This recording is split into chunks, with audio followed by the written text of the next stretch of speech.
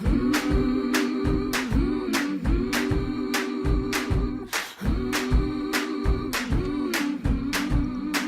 there, closet busters and bold move makers. It's me, Rick Clemons, the host of Life Uncloseted, and today is, as you know, it's time for another Life Uncloseted riff and rant. And you know what? I'm just going to hop on the national bandwagon, at least the national bandwagon here in the United States. And I want to start talking about all these women who are taking the brave steps to come forward and talk about all these things that have happened, whether they be recent or in their past lives, with these men who have either physically assaulted them in some sexual way, have flashed themselves at women, who have made overtures at them, because I think it's time that women come out of the closet. That women come out and bring truth out of the closet. And demand respect come out of the closet. And that decency to be treated as a human being comes out of the closet. And I've had a little experience with this myself, and I'm not going to go into a lot of details about it, but I know at times I may have offended some people in the ways that I talk, and it's made me really begin to think about, what is this truly all about? And I've been asked this question several times as I've gotten in discussions, and here's my response. This is about bringing deceit out of the closet. It's about having a real conversation about what entitlement really looks like. And taking that entitlement piece that masculine energy tends to do at times and bring it forward to the forefront, where just because you're a man doesn't mean you can. But the other thing that I feel like this is bringing forward is conversations. Conversations that have needed to be had for years and years and decades.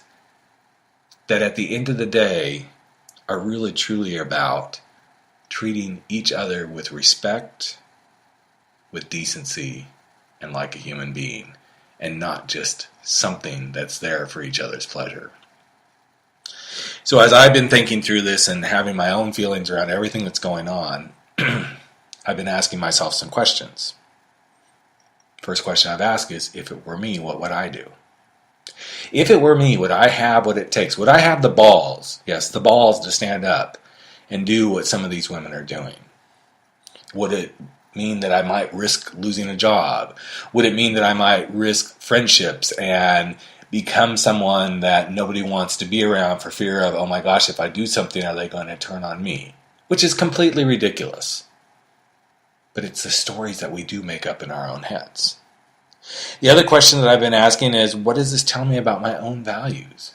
If I get so adamantly upset about this, and there's reasons that I do get adamantly upset about this because, well, there's just reasons. And again, I don't want to go into them, but I have been raised in environments where this was standard protocol. And so what does that say about my values? It says that I don't like this. It says that I don't feel like people should be treated this way, that this is not what honor and respect and decency is.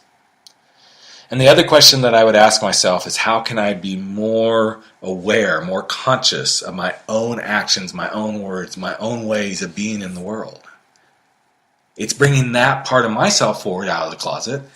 And when I get to be in that space with myself, what I find so interesting is, as soon as I ask myself, so how can I be more conscious about this? How can I be more aware? I start to get tingly. In fact, I'm tingling right now because I'm realizing each time I ask myself, what do I need to be or challenge myself to do to be more conscious and aware around anything, I'm tapping into a deeper part of myself. I'm bringing a part of myself out of a closet that needs to be released so that I can live my life the way I want to live it. Because you see, at the end of the day, I believe it's about uncloseting humanity, to see humanity, to see each other as these beautiful humans that we all are,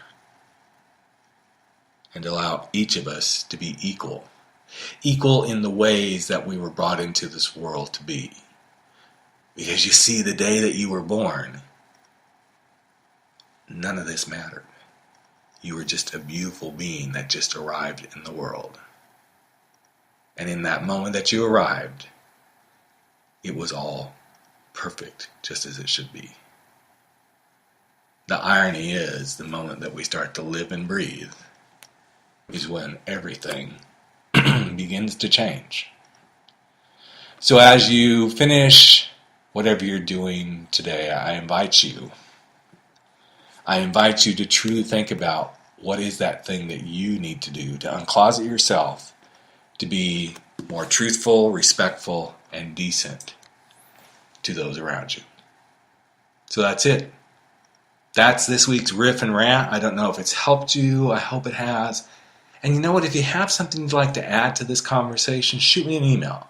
Shoot me an email at rick@rickclemons.com, and let's have a conversation about this stuff, because you know what? The first bold move is saying, I have something to contribute to this episode, and thanks for listening. I'm your host, Rick Clemons.